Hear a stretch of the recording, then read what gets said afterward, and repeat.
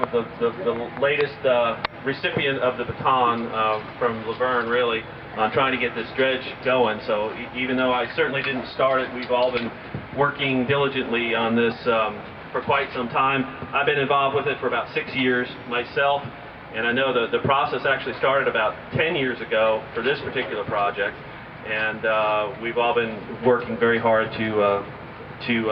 try to make this happen. And as you can see with the dredge out in front of us getting ready to fire up our engines and drop the cutter head, it's finally coming true, and we're finally going to get the channel dredged. The last time this bayou was dredged was in 1962,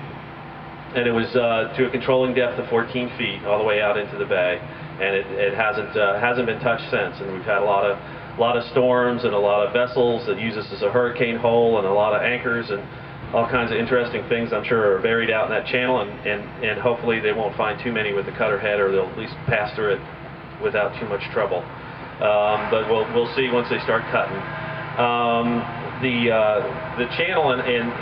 yeah, I'm going to ask Laverne to give us a little bit more history lesson, because he knows a little bit more about it than I do. I know that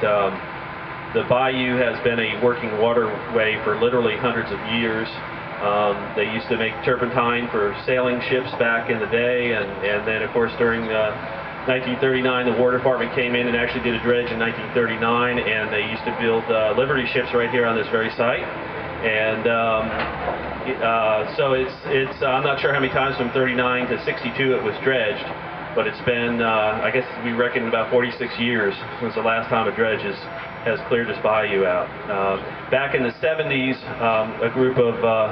people from the county and other citizens also tried to get the dredging done, and unfortunately that was not successful back in the 70s, and then started again in about 1998, and 10 years later here we are, finally getting it done. You know, there's been a lot of people who have worked on it forever. I know, you know, Buzz Ritchie, he helped us back when he was involved in this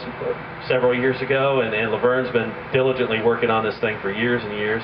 and we've run into all kinds of problems and hurdles to overcome. The county was able to purchase the Clark sand pit a number of years ago for a spoil site, because that was an objection. We then got